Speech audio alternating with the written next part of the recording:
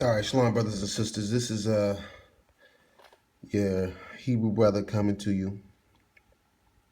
I'm about to upload another video, and I wanted to touch on the subject of Cornelius not being a heathen. Okay, he was an Israelite, and I want to go to some new scriptures to prove it. And it's been in front of our eyes this whole time, and our brothers never really even brought this out, not that I know of. So, I seen a brother on YouTube saying that, oh, in the 90s, they were still thinking that Cornelius was a Gentile, and they didn't want to believe that he was an Israelite.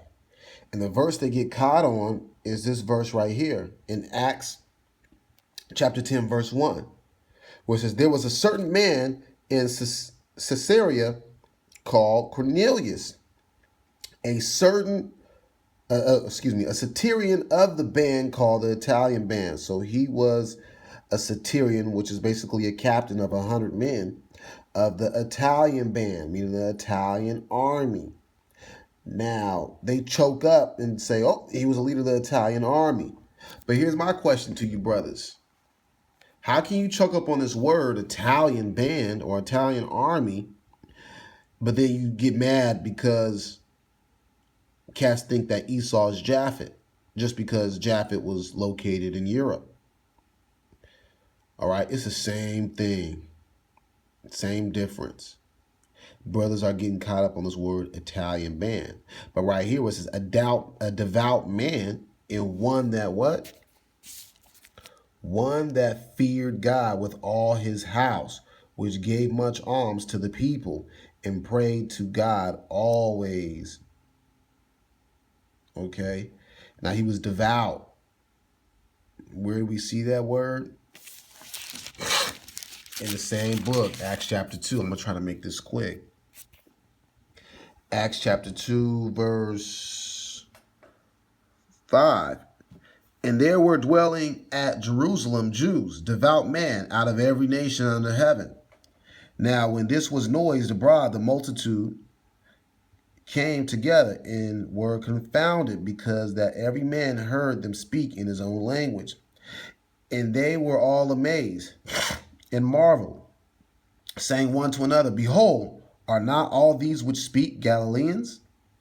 And how hear we every man in our own tongue, wherein we were born, Parthians, Medes, and Elamites, and the dwellers in Mesopotamia, and in Judea, and Cappadocia, and Pontus, and Asia, Phrygia, and Pamphylia, and Egypt, and in the parts of Libya. So they're going to Africa. About Cyrene, and strangers of Rome, Jews and proselytes. So look at strangers of Rome. Okay, strangers of Rome. Were they strangers of Israel or were they strangers of Rome? Jews and proselytes, Cretes and Arabians. We do hear them speak in our tongues the wonderful works of God. So they were devout Jews. Where?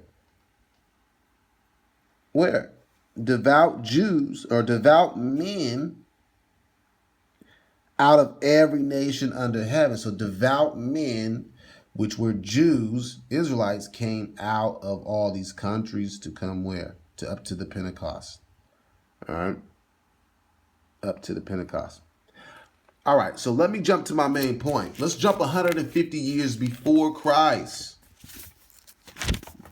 This is what brothers should have been bringing out before they made their decision to say, oh, Cornelius was a Gentile. First of all, no. Go to Isaiah 65 and verse 15, where he says he was going to what? Cut off the name of Israel from us and curse us by calling us another name. Meaning that we were going to go into all these other nations, like we read in Acts chapter 2, and be called Arabians, Cretes, you know what I'm saying? Romans, okay? Phrygians, Pamphylia, Asia, all those nations. Our people was called by those nations, but they were Israelites, all right? Now check this out. Now Judas had heard of the fame of the Romans, all right? that they were mighty and valiant men, and such as would lovingly accept all that joined themselves unto them, and make a league of amity with all that came unto them.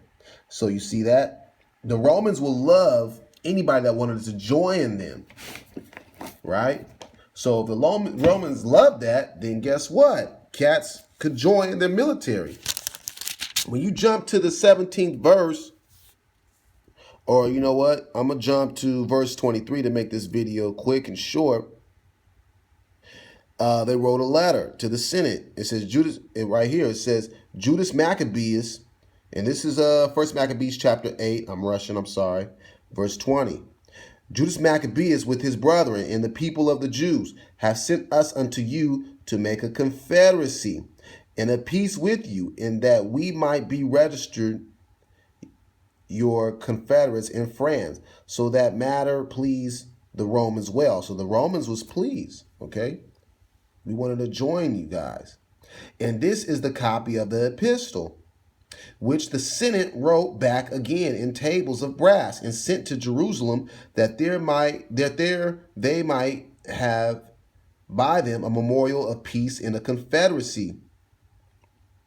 Good success be to the Romans and to the people of the Jews, by sea and by the land, forever. The sword also and the enemy be far from them. If there come first any war upon the Romans or any of their confederates throughout all their dominion, the people of the Jews shall help them as the time shall be appointed with all their heart. So they made a confederate and a contract that the Jews should help who? The Romans. And likewise, the Romans should help the Jews. That was the whole point. So when you go on to skip to chapter 12, let's make this quick. Chapter 12 in verse 2, well, I'm going to start at verse 1.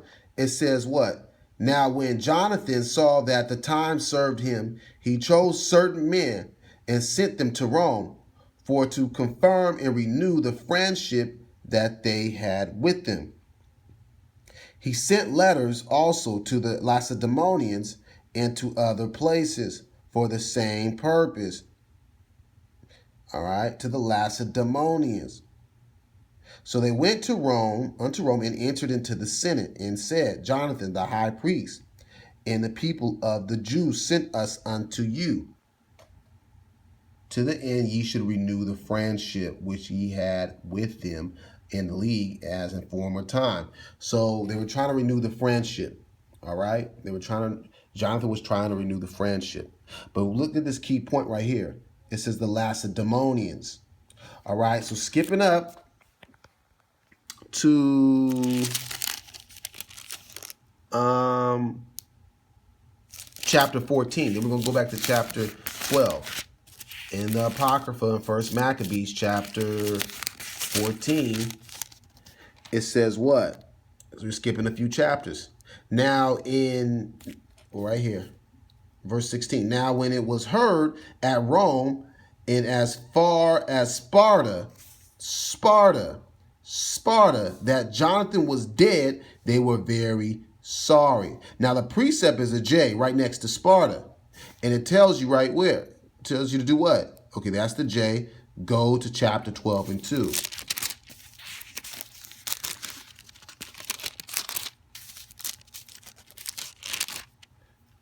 All right, it tells you what? He sent letters also to the Lacedaemonians. All right, now, you're probably saying, what does Lacedaemonians have to do with Sparta?